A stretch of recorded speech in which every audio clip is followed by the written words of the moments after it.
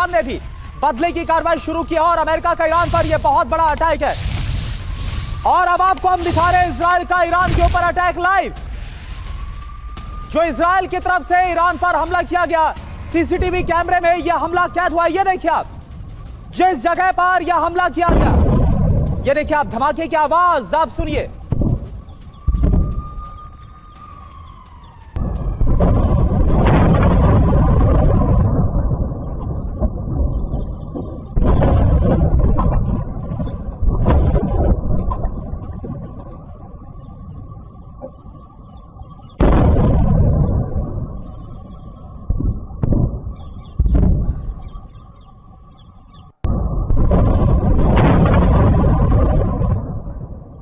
तो ये देखिए आप, तस्वीर हम आपको दिखा रहे हैं। इजराइल ने भी अब ईरानी हमले का जवाब देना शुरू कर दिया और ये आपके सामने तस्वीर है।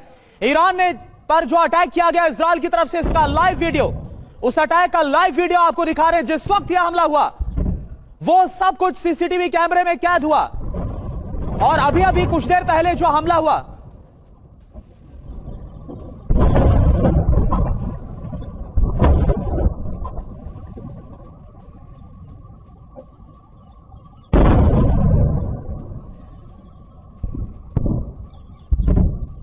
और देखिए हमारे साथ जो खास मेहमान मौजूद है उनका मैं रुक कर रहा हूं। सरदाना सर, एक बात मुझे बताइए, ये तो आपको नहीं था, चाहे ईरान की तरफ से इजराइल में विध्वंस मचाया जा रहा है, फिर इजराइल ईरान पर जवाबी हमला कर रहा है, लेकिन आपको क्या लग रहा है कि अभी भी ये जो 3 अटैक किए गए 3 न्यूक्लियर साइट्स पर, क्या ये सब कुछ देखते हुए अमेरिका यहीं पर रुक जाएगा, या फिर अब इजराइल का जो विध्वंस है इसको देखते हुए अमेरिका को आना पड़ेगा, क्योंकि अमेरिका ने तो शुरुआत कर दी है।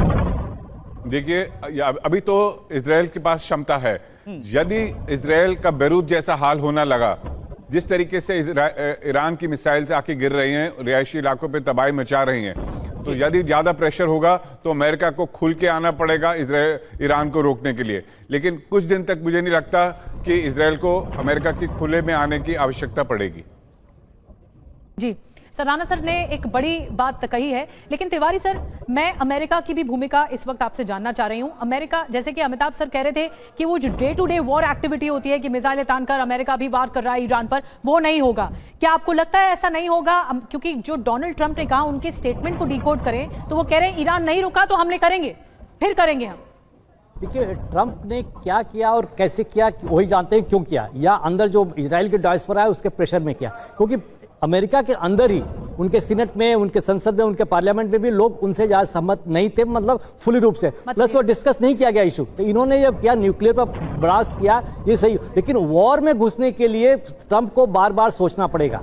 ये मैं कह रहा हूं कि जब तक इजराइल, इस समय Israel was push to the wall, Israel को एकदम पीछे घसीट दिया था और इजराइल की क्षमता नहीं थी कि वो डिस्ट्रॉय कर सके। ये हो सकता है इसलिए ट्रंप घुसे, लेकिन ट्रंप अगर सामने से पूरे वॉर में आते हैं तो इसका नतीजा बहुत अलग होगा। पूरा वॉर बहुत ज्यादा विध्वंसक हो जाएगा। किसी न किसी रूप से, इनडायरेक्ट रूप से अदर कंट्रीज भी आएंगी वॉर में। सामने से रशिया भी नहीं आएगा, चाइना भी नहीं आएगा, एक ही देश आएगा और नॉर्थ कोरिया आएगा।